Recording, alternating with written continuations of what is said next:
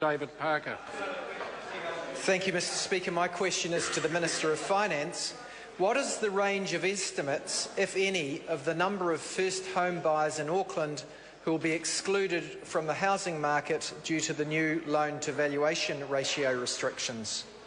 Honourable Bill English. Mr Speaker, no estimates have been provided on people excluded from Auckland or any other market. We need to keep in mind here that the measures taken by the Reserve Bank have been described by the bank as temporary measures in order to preserve stability in the financial system. What I can say to the member, though, is that in consultation with the government, the Reserve Bank advised that on average 30% of new lending by value is high LVR, and it was estimated that around 40% of high LVR lending is to first home buyers. The bank also advised that of the 20,000 to 30,000 first home buyers each year nationwide, and it is apparently difficult to identify all first home buyers, 13,000 to 19,000 would obtain a high LVR loan, and of those, up to 12,000 will get a loan, and the remaining 6,000 to 8,000 will make the choices of either looking at a cheaper property or delaying their purchase while they save a higher deposit. As the Reserve Bank noted at the time, these numbers are difficult to estimate, and as importantly, they do not take account of the government's policy changes in support of first home buyers. Supplementary question, the Honourable David Parker. Given that answer, is he joining Sam Lohioinga in asserting that there are more cheap houses available to buy in Auckland that these first home buyers just aren't clever enough to find? Honourable Bill English. Mr Speaker, I'm simply outlining for him the choices that first home buyers will be making. Well, if there's no affordable houses in Auckland, it's because under Labor none got built, whereas under this government they're starting to get built. And that is really good news. But the fact is, first home buyers, well, we welcome Labor's support for our announcements of more houses on the ground sooner over the next few months. Supplementary question, Honourable David Parker. How many affordable homes have been built in Auckland over the last 5 years? Honourable Bill English. Well, Mr Speaker, until we got agreement with the Auckland City Council that their planning rules were preventing the building of affordable homes, the answer is not many. Now that we have agreement from the Auckland City Council to change their plan to allow more affordable homes, we'll be able to get on with building them. Secondly, the government has been working through Housing Corp New Zealand to get into provision of medium density affordable homes, and I have to say that that has proven against. They voted against that, but we are continuing anyway. Supplementary question, Honourable David Parker. Has he been advised by the Prime Minister why the Prime Minister claimed in June there would be an exemption from loan-to-valuation restrictions for first home buyers? Honourable Mr Speaker, the Prime Minister did not claim that. What he said was he gave his view to the Reserve Bank as part of the consultation.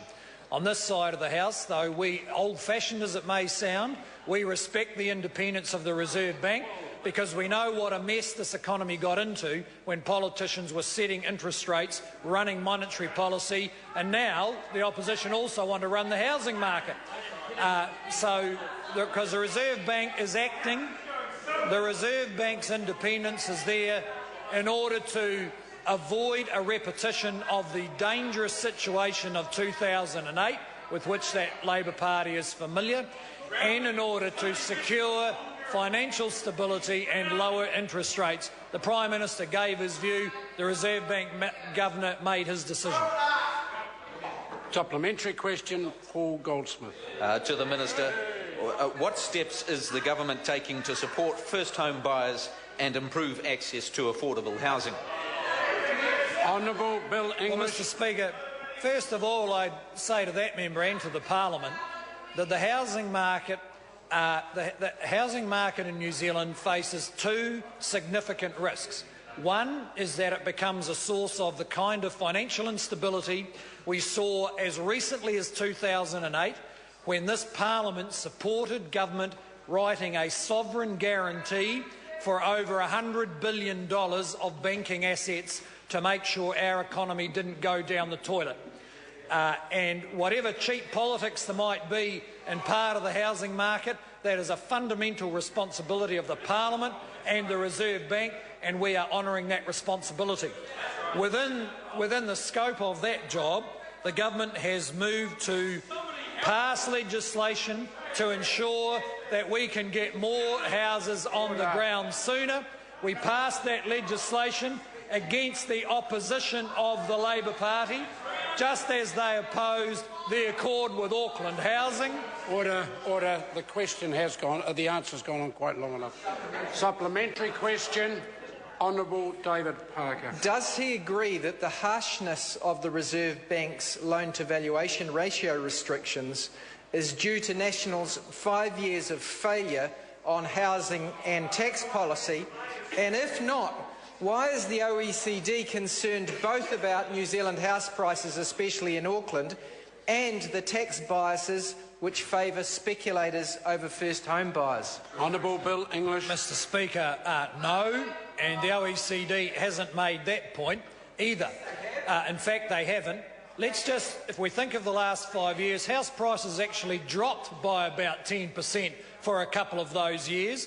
During those years, the government started the process of creating the policy to ensure we have more houses on the ground.